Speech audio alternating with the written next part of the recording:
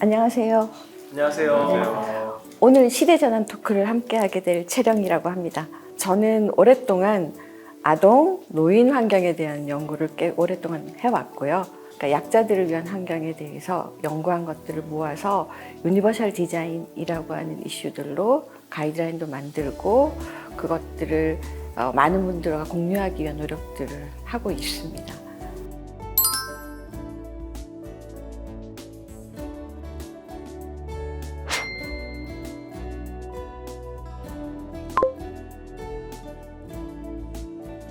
유니버셜 디자인이라고 들어보셨나요? 저는 처음 들어봐요. 처음 들어보시죠? 보편적이라는 뜻을 가지고 있습니다.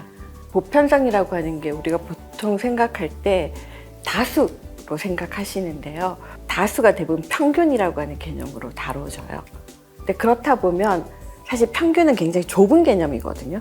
그러니까 평균에 속하지 못하는 굉장히 다양한 부류의 사람들이 있습니다. 노인이라든지 아동이라고 하는 분들은 사실은 이 평균에 속하지 않는 부류들이거든요. 그러니까 이런 분들도 우리가 만들어 놓은 환경이라든지 제품이라든지 그리고 어떤 정책이라든지 이런 것에서 소외되면 안 돼서 그래서 우리가 쉽게 유니버셜 디자인이 모두를 위한 디자인을 지향한다라고 이해하시면 좋겠습니다. 유니버셜 디자인을 만드러 왔던 많은 분들이 7가지 원칙이라고 하는 것도 만들었고요. 8가지 목표라고 하는 것들을 만들어 왔습니다. 7가지 원칙 안에는 누구든지 공평하게 사용할 수 있어야 돼. 그리고 접근하고 이해하고 그리고 오작동이 일어나는 것들 이런 것들을 막아줘야 된다라고 하는 여러 가지 원칙들로 해서 7가지 원칙을 만들어 왔습니다. 이 7가지 원칙이 100% 정답은 아니에요. 이게 디자이너들이 소외되지 않게 우리가 공간을 만든다거나 정보를 만들려면 어떻게 해야 돼? 라고 해서 여쭤보고 만들어 놓은 개념들이에요. 각자의 생각들이 다르겠죠. 그래서 그 개념들로 7가지 원칙을 우선 만들었고요. 근데 이게 조금 부족한 측면들이 있어서 최근에는 8가지 목표라고 하는 것들을 이야기하고 있습니다. 7가지 원칙은 론 메이스라고 하는 분이 중심으로 만들어졌는데 8가지 목표는 그 제자분들, 함께 하신 하신 분들이 이렇게 머리를 맞대고 만들어 놓은 개념이에요. 건강을 증진한다든지 그리고 인지하기 편하고 이해하기 편하고 하는 개념들도 포함되어 있는데 굉장히 중요한 이슈가 그 지역이 가지고 있는 문화적인 특성을 반영하라고 하는 개념을 가지고 있습니다. 최근에 이제 우리나라 같은 경우에는 그러니까 성 정체성에 대한 이슈를 가지고 유니버셜 디자인 이퀄로 많이들 고민하시는데 그건 우리가 모두 민주사회에서는 논의를 거쳐야 되는 주요 이슈잖아요. 그 개념보다는 힘이 약간 부족한 여성분들도 불편함 없이 쓸 수 있는 공간이나 환경들을 어떻게 만들까, 안전하게 만들까라고 하는 게 우리 사회에서는 더 큰 이슈라고 보시면 좋겠습니다. 그리고 제일 중요한 게 사회적 통합이라고 하는 단어를 가지고 있습니다. 다수가 소수와 함께 한다라고 하는 얘기는 소수의 의견을 경청하고 서로 함께 참여해서 의견을 나눈다라고 하는 개념이 반드시 포함됩니다. 약자들의 세상에 대해서 좀 더 관심을 가지고 그들을 들여다보고 그들의 얘기를 들으면서 불편한 것들이 없는지 찾아내고 그 문제들을 해결해 나가는 과정이 유니버셜 디자인인데요. 저희가 유니버셜 디자인을 실제로 현장에서 해보면서 느끼는 거는 그렇게 만들어진 공간, 제품들이 모두가 쓰기 편해요. 혹시 그 건물에 가면 이렇게 컬러별로 건물 표시해 놓은 것들이나 주차구역 표시해 놓은 것들을 보셨어요? 그것도 유니버셜 디자인의 한 종류라고 이해하시면 좋습니다. 네. 그 컬러들의 이슈들은 사실은 어르신 환경에서 나왔어요. 인지 능력이 떨어지고 신체가 불편하신 어르신들이 엘리베이터를 타고 움직이는데 내가 몇 층에 내려야 되는지 자꾸 잊어버리거나 아니면 잘 인지하지 못하셔서 불편하시던 것들을 이렇게 컬러별로 컨셉도 넣고 하다 보니 굉장히 유용하게 작동을 해서 그것들이 확산되면서 요즘에 건물이나 이런 데 가시면 어디든지 이렇게 적용되어 있는 사례로 보시면 될 것 같습니다. 유니버셜 디자인 해외 사례들을 좀 소개시켜 드리면요. 대학인데요. 청각장애인 분들이 다니시는 대학이 있습니다. 공부를 하시려면 환경이 특수해야 되겠죠. 그래서 그분들을 대상으로 해서 그럼 공간을 어떻게 만들어야 될까 하는 고민을 했는데 굉장히 평탄해야 되겠죠. 그래서 단차를 안 만든다든지 그리고 이렇게 모서리를 만나게 되면 우리는 보통 청각을 통해서 저기 누가 사람이 오나 봐라고 판단하고 걸음을 늦추거나 피하잖아요. 근데 그분들은 그렇게 못하니까 모서리 이렇게 깎는 겁니다. 근데 그렇게 만든 환경을 우리가 일상적으로 만난다 그러면 초등학교 같은 데서 이렇게 부딪히는 사고들도 좀 많이 줄여줄 거고요. 그래서 저기서 굉장히 중요한 게 대화하기 쉬운 공간이 되는 거죠.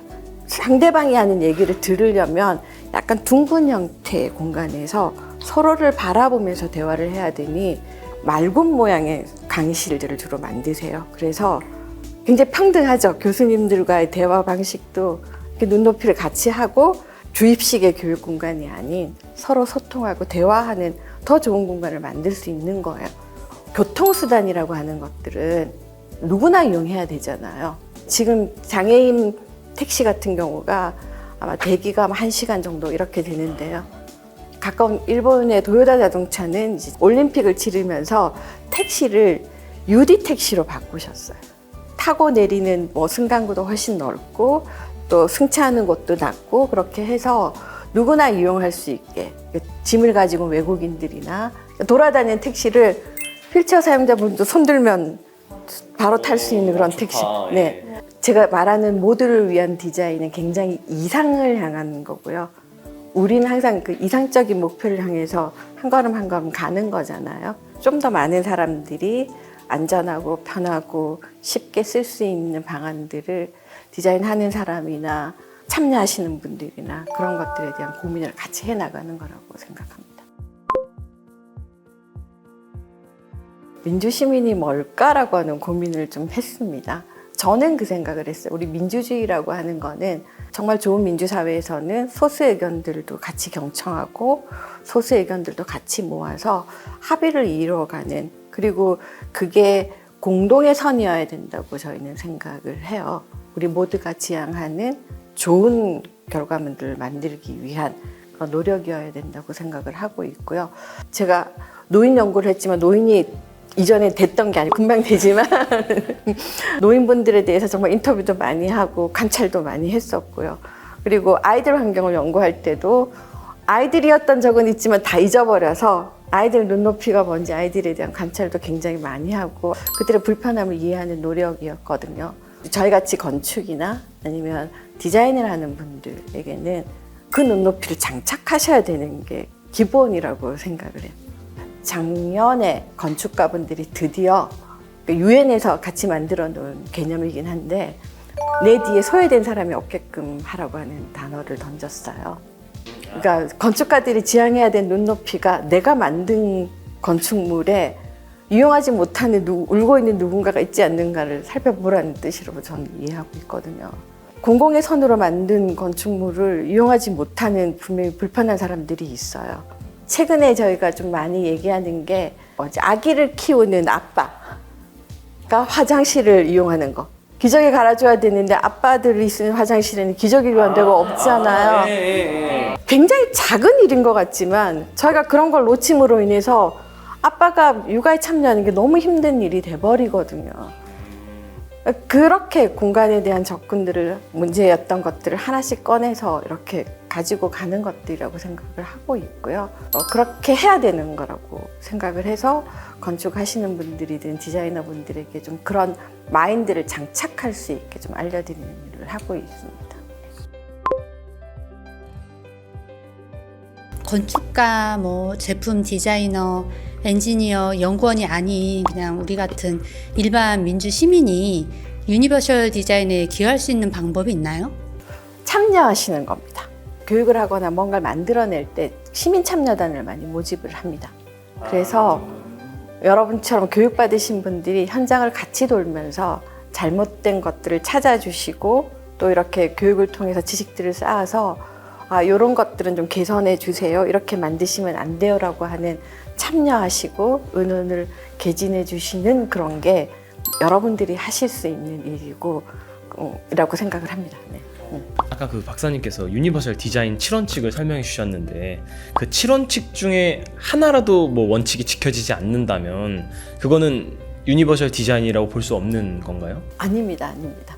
유니버설 디자인은 초기에 여러 디자이너들이 머리를 맞대고 이상적인 것들을 만들어가는 그 사고 체계인 거지 그걸 완벽하게 작동시킬 수 있는 건 없습니다. 어디는 공간에 대한 얘기고 어디는 또 제품에 대한 얘기고 이렇기 때문에 그러니까 그의 큰 맥락들을 가지고 유니버설 디자인에 대한 고민을 하라고 하는 지침서처럼 이해해 주시면 좋겠습니다. 그래서 내가 만들고 내가 하는 것들이 이 원칙들을 조금 존중했나? 좀 고려했나? 이런 것들로 판단하시면 되고요. 반드시 다 지켜야 되는 내용들은 아닙니다. 네, 절대적이지 않습니다. 네. 유니버셜 디자인이 앞으로의 저희 민주사회에 가져올 수 있는 변화는 어떤 게 있을까요? 저는 소수에 대한 관심이라고 생각을 하고 있고요. 서울시가 약자 동행이라고 하는 정책을 참 많이 하고 있습니다. 평균과 다수만이 우리 세상을 가지고 가는 것이 아니고 약자들과 함께 좀 더 나은 사회를 같이 만들어가는 것들이고 약자가 되는 노인의 입장에서 보면 저를 위한 디자인이 되어 있더라고요. 네. 모두가 약자가 될 수 있다라고 하는 명제를 가지시면 누군가 남을 위한 디자인이 아니고 나를 위한 디자인으로 변해 있을 거고 앞으로 미래의 나를 존중하는 세상으로 바꾸는 노력이라고 생각을 하고 있습니다. 지금까지 여러분들하고 유니버설 디자인에 대해서 조금 같이 공부해 봤고요. 이 계기를 통해서 여러분들도 유니버설 디자인 전문가로 활동을 해주셨으면 좋겠습니다. 이상으로 그 시대전환 토크를 우리 함께 진행을 해봤었고요. 저는 그 진행을 맡았던 채령이라고 합니다. 감사합니다. 감사합니다.